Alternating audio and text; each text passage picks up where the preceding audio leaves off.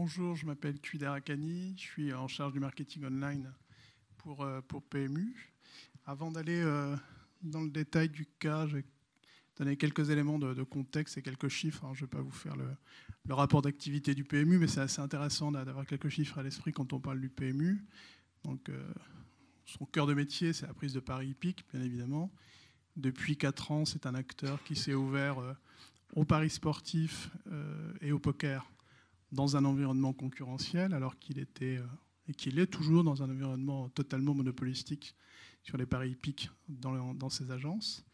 C'est un réseau de 12 000 points de vente, c'est 5 millions de parieurs hippiques occasionnels, dont 1 million réguliers. C'est 600 000 clients sur le web actifs. Donc c'est une marque qui a connu une forte révolution parce qu'elle s'est digitalisée de manière très rapide et le niveau de service proposé aux clients du PMU aujourd'hui en digital est très très dense. Il y a énormément d'applications et des sites plutôt élaborés qui manient des tonnes de data. Sur le pari sportif et sur le poker, tout va bien. On est deuxième opérateur de paris sportifs, troisième opérateur de poker en ligne sur une activité qu'on a commencé il y a 3 ans et demi. Donc c'est plutôt une réussite de ce point de vue. Par contre, sur le pari hippique, c'est de plus en plus compliqué. À la fois parce que c'est un produit, une matière, un service qui évoque plus de complexité que de facilité. Se mettre à jouer aux courses hippiques, c'est pas un sujet facile, donc une charge mentale assez lourde. Comment est-ce que je dois connaître beaucoup d'informations pour parier sur un cheval ? C'est une activité, un produit et des services qui n'attirent pas nécessairement les plus jeunes populations. Or, pour le PMU, il y a un vrai sujet de renouvellement et de rajeunissement du fonds de commerce. Donc, dans ce contexte, on a des plans stratégiques à plusieurs années. Et dans le cadre de ce plan, on a un des axes qui consiste à revaloriser l'offre de paris hippiques auprès des joueurs et des non-joueurs en France. Donc on a mené une campagne en télé que certains d'entre vous ont vu autour du film JFK et un autre film Titanic qui simplement poussait l'idée qu'en chacun de nous sommeille un parieur. Et dans le cadre de cette campagne, sur le plan digital, on a décidé d'activer une opération assez décalée, sympa, et puis très novatrice pour une marque comme le PMU. Donc on va avec Gildas qui va se présenter, vous la décrire dans le détail. Voilà. Alors Gilles Dallonnet, je suis planeur stratégique chez Publicis Modem. Donc, comme l'a dit Kuider, on va vous parler aujourd'hui d'une OP, mais qui est la première d'une longue série. Là, on est vraiment sur une OP de rapprochement du pari hippique par le pari, qui est particulièrement dédiée à la cible 18-35. Donc on est parti sur un objectif très simple. Je ne vois pas ce qu'il y a à l'écran en fait. Voilà. Une campagne qui soit complètement sur le digital, qui intervienne au moment où les spots télé que vous avez sans doute vus étaient aussi diffusés, et qui viennent compléter un petit peu cette approche du réveil du parieur qui est en nous, en tout cas on l'espère. Et puis dans un second temps, une revalorisation de la dimension hippique qui est présente de manière, vous allez voir, très décalée au sein de l'opération. Avec derrière un objectif, évidemment, le réveil du parieur. Désolé, mais il y a un décalage entre ce que j'ai à l'écran et derrière. L'idée qu'on a exercée, alors on est dans une thématique qui est la participation du public et de l'internaute. Nous, on n'a pas fait une participation ouverte, ça arrive dans d'autres OP. On est plus un peu comme dans le livre dont vous êtes le héros, c'est-à-dire qu'on a proposé des options de courses aux internautes et on leur a demandé de les composer. Et de composer ces courses, ces défis, avec une base de people. Le choix du people est simple, c'est que sur la cible, avec une étude sociale qu'on a fait ensemble, on sait qu'il y a des points d'entrée sur le web qui sont le people, la musique, le gaming. Et ça a l'avantage d'être très proche du pari, puisque quand on met en scène des people comme élément de pari, on arrive à cumuler ces centres d'intérêt. On est parti sur... Alors, je vais vous montrer un cas de synthèse avant de vous montrer le dispositif. PMU is currently the European leader in online betting, but its French clients are very mainstream and tends to look something like this. The problem is getting young people interested in horse race betting when they think it's too complicated and aren't used to it. To show them that betting is simple and fun, we decided to use the things that really interest them. Music, video games, and of course, celebrities. PMU has invented the first betting game for celebrity races. So, how does it work? We take some celebrities.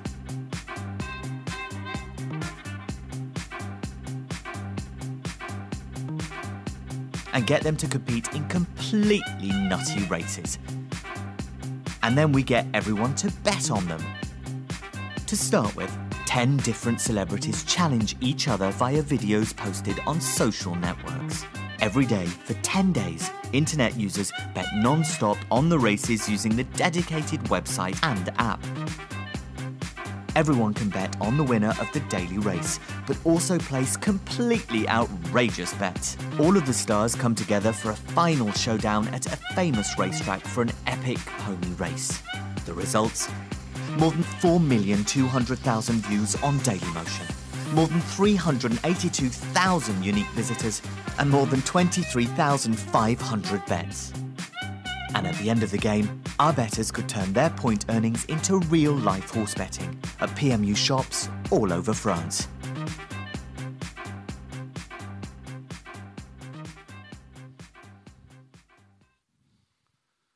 Alors c'est une campagne de contenu, comme vous avez pu voir, avec des people, qui fait rire par moments, parce qu'il y a des courses plus ou moins détournées de l'origine du pari hippique, même si on avait la petite course de poney dans une situation de course hippique.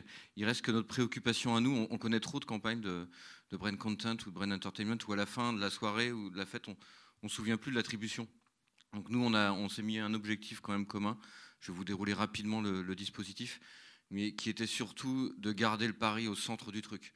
Pour que d'abord l'attribution soit évidente, comme l'a dit Cuider, sur le pari au global, il y a quand même d'autres acteurs sur le marché, donc ça nous appartienne. Et puis d'être toujours dans la course. Ça peut paraître tout bête, mais on parle quand même de course hippique. Donc toutes les formes de course détournées étaient autour de la course. On a commencé l'opération en rentrant dans les usages du web. Évidemment, il y a un plan média, vous avez vu, les chiffres sont quand même assez conséquents, donc c'est pas une opération virale 100% naturelle, on va pas vous raconter ça. On a commencé par contre par faire naître la campagne via les blogueurs, avec un teaser, et en les impliquant aussi dans une petite compétition entre blogueurs.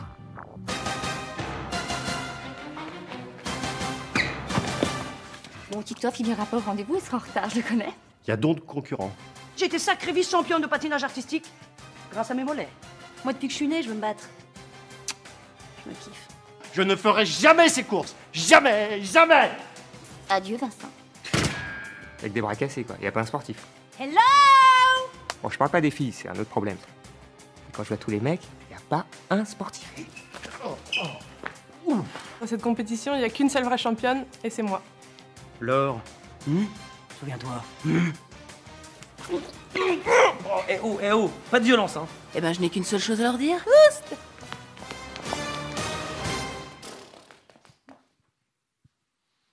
Donc c'était une manière pour nous de lancer en douceur derrière le vrai jeu concours, avec une mécanique qu'on a voulu en 3 phases.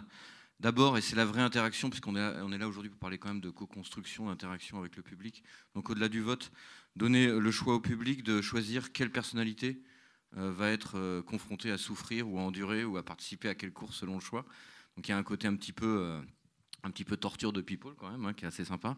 Derrière, la révélation du coup de quel people pour quelle course. Et puis au final, évidemment, la diffusion en live. Et là, on rejoint le pari hippique avec la possibilité de parier. Donc c'est vraiment les 3 temps qu'on a pu développer. On sait qu'un pari, c'est un enjeu. Donc c'est aussi un habitus qu'on veut recréer. C'est-à-dire qu'un pari, on est là pour gagner quelque chose, gagner de l'argent. Donc on a évidemment ancré la possibilité de gagner par le pari, mais on a multiplié, parce qu'on est sur le digital, avec l'engagement. Donc j'ai multiplié mes chances de gagner en partageant des vidéos, en parrainant des amis pour qu'ils viennent dans le jeu concours, avec un gain final qui était un tour du monde. Donc évidemment un client final, mais plein de petits gains, je pense que c'est important. Avec une visite des plus beaux hippodromes. Donc, typiquement, ceux qui vont en Asie quelquefois, à Hong Kong, il y a un magnifique hippodrome en plein centre-ville qui accueille régulièrement, 2-3 jours par semaine, plus de 100 000 personnes. C'est un lieu de vie festif et dans une certaine mesure très branché. Et ce dont on rêve un peu pour les hippodromes français, c'est d'en faire un jour des lieux un peu plus trendy qu'ils ne sont peut-être aujourd'hui.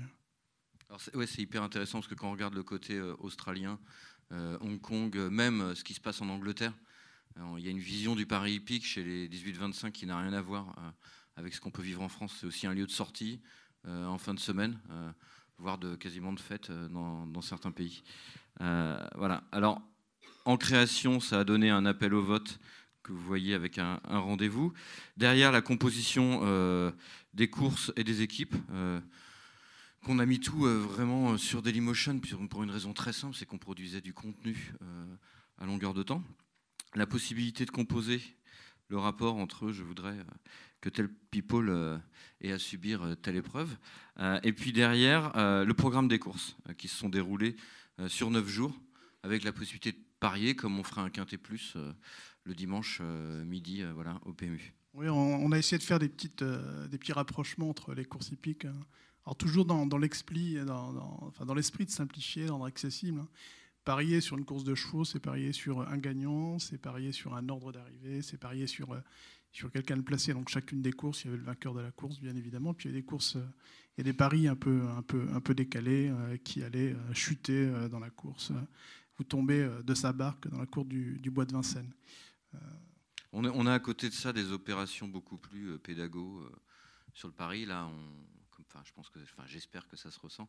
On était sur une opération très image, quand même, avec la dimension d'engagement derrière, qui était qu'en dehors du gain final, il y avait aussi la possibilité de gagner des bons à parier pour aller parier en PMU. Donc, qui était pour nous un impact assez important. Ensuite, la diffusion des courses en temps réel. Et on est sur une cible très, très mobile au sens digital.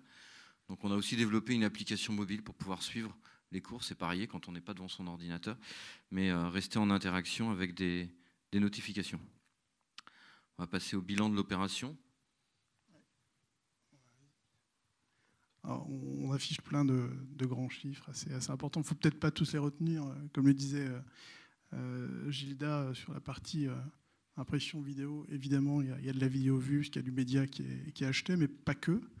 Il y a une contribution assez forte qu'on traduit par des nombres de votes et des nombres de paris réalisés dans le cadre de cette opération par les internautes. Il y a une volumétrie de fans assez importante. Donc ça, c'est doublement important parce que le PMU est récemment très actif sur les réseaux sociaux. Il n'a pas été depuis très très longtemps. Donc ce type d'opération et de dispositif nous permet bien évidemment d'accélérer l'augmentation de notre base de fans et son engagement avec les contenus qu'on y amène. Et autre point très très très important qui est assez challenging sur ce type d'opération, sur la cible en tout cas, c'est de les faire entrer dans une opération qui est pure digitale, les amener à se rendre dans un des points de vente du PMU, donc qui n'est pas particulièrement un parcours attractif pour des jeunes populations. Passer la pointe de vente d'un bar, enfin la porte d'un bar PMU pour aller passer un pari hippique, c'est pas simple. Donc on les incentive bien évidemment avec des bons à parier qui peuvent aller consommer. Mais le fait qu'on ait une volumétrie assez importante qui est fait ce pas démontre qu'on peut commencer à casser certaines barrières de perception du pari hippique auprès de plus jeunes.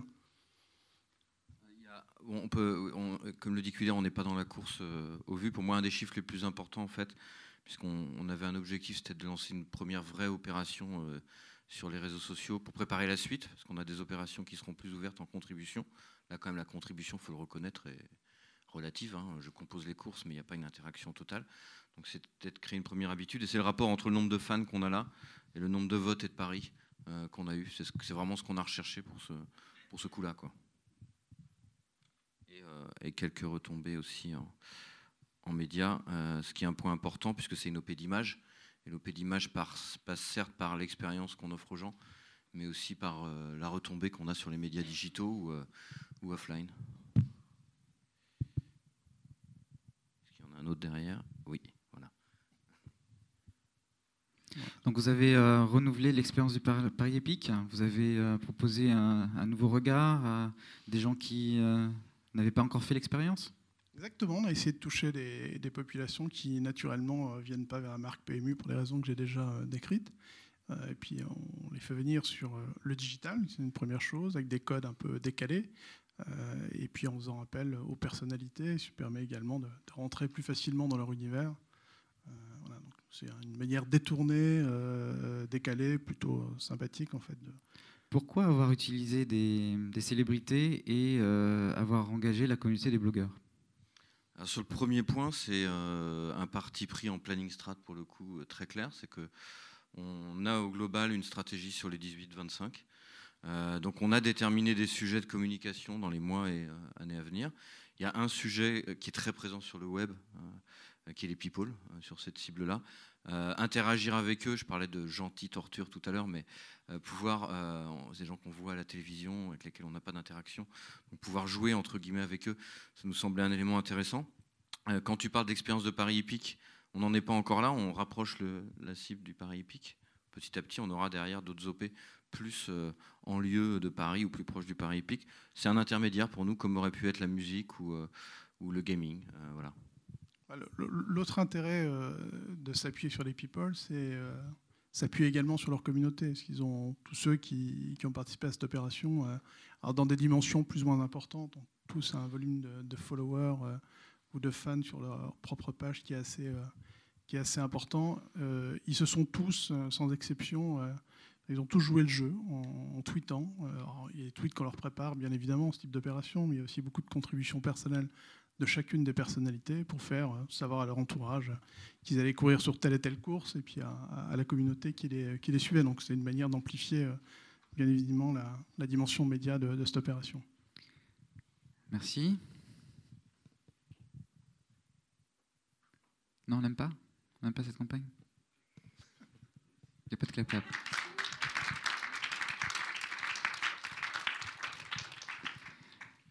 Est-ce qu'il y a des questions? Le cas était assez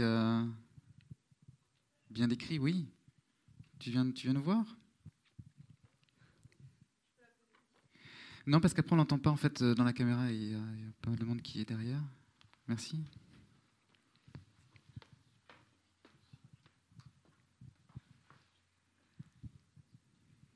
Je jouais un petit peu les troubles faits. Comment vous vous accommodez des mises en garde contre l'addiction aux jeux d'argent? Est-ce que tu peux te présenter? C'est toujours agréable de savoir avec qui. Elisabeth, je suis community manager. Et c'est juste une question vis-à-vis de la réglementation. Je pense en particulier à la Française des Jeux qui engage à la modération régulièrement. Je voulais savoir comment vous accommodez de cette mise en garde qui existe quand même contre l'addiction aux jeux d'argent. Bien sûr. Vous imaginez que le PMU... autant, voire peut-être davantage que la Française des Jeux, est un opérateur qui se doit de donner exemple sur le marché du betting en France. Donc on est un opérateur très responsable.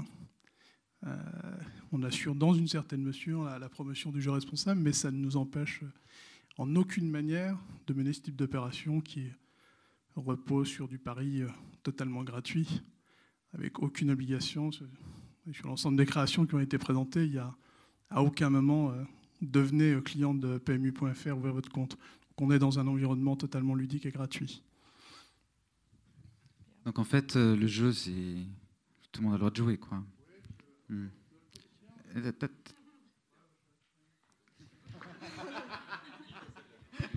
Non pas que votre question me gênait, je suis pas clair. C'est de la censure. Non mais le postulat, c'est en chacun de nous sommeil un parieur. Quand je dis à mon pote...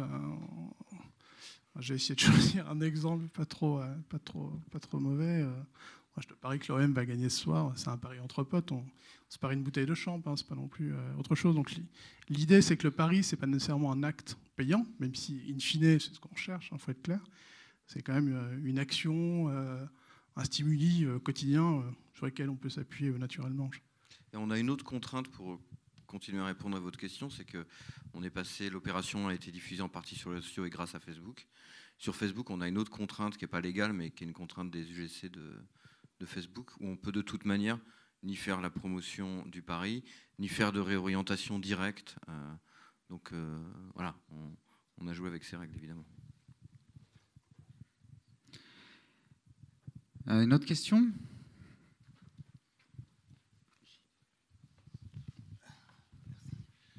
Bonjour, Dan Antoine, l'agence Sensation. Je voulais savoir, vous avez misé combien sur l'opération pour qu'elle vous rapporte ? Quel est un ordre d'idée budgétaire ? Ça, c'est des informations qu'on ne donne pas, bien évidemment. Par contre, certainement un pro de secteur d'activité qu'est le digital, les couches de coûts sont claires à identifier. Après, je ne vais pas donner nécessairement de budget global. Il y a des coûts liés au fait d'utiliser les célébrités. Donc, c'est une première couche de coûts. Il y a des coûts de développement de sites et de son application mobile. Il y a des coûts de production de contenu, puis il y a un coût média. Voilà, c'est le seul niveau de réponse. C'est le seul niveau de réponse que je vais vous donner. Donc, c'est une opération qui représente un budget.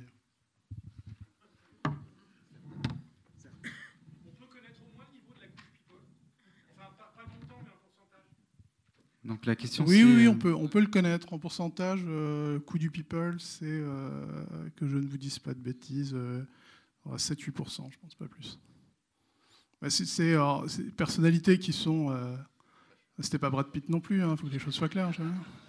Non, faut être très, très, très consistant sur le sujet, mais ces personnalités qui ont conscience. D'une part, elles ont conscience que participer à ce type d'opération pour une marque. Notre crainte à nous, c'était de trouver assez peu de personnalités parce qu'on a le PMU. Donc on est très très content finalement d'avoir su séduire les personnalités sur ce type de jeu. On les rémunère, ça c'est le jeu bien évidemment, puis on leur demande également une contribution auprès de leur propre réseau, de leur propre communauté. Donc elles se sont toutes prêtées largement au jeu et puis on en a très très largement pour notre argent en fait. Bonjour, donc Agnès, communicante indépendante. On a vu dans les précédents cas, notamment BNP, Petit Bateau, Europe Assistance, une participation des consommateurs au contenu. Est-ce que vous avez imaginé pour la suite d'impliquer davantage votre cible en la faisant participer à un contenu ? Alors, complètement. En fait, on a une prochaine étape qu'on va lancer début avril, où on va être à l'inverse de ça. C'est-à-dire que pour nous, l'enjeu, c'était d'abord de pouvoir recruter sur les réseaux sociaux, provoquer un premier engagement qui est léger, on en convient tout de suite. La composition des courses, ce n'est pas un engagement de dingue. La prochaine étape qu'on va avoir en avril, qui va être très axée sur les réseaux sociaux existants, donc Facebook, Twitter, va être entièrement construite sur plus que l'interaction, sur la contribution des gens. On voyait l'exemple super de la mairie de Paris tout à l'heure avec les tweets. C'est vraiment vers ce genre d'opération qu'on va aller, c'est l'étape suivante. Moins fermé, moins sur la marque, moins une opération d'image, mais plus une opération de social media pur. Et puis on sait par ailleurs que ces populations de jeunes, et on va s'arrêter parce qu'on fait un petit signe, ont besoin de contribuer fortement au contenu de ces opérations. Donc il y a d'autres opérations qu'on prévoit à partir de mai et juin sur lesquelles la cible des jeunes en particulier va être fortement contributrice à la mise en scène et à la mise en place de ces opérations. On a hâte de voir. Merci bien.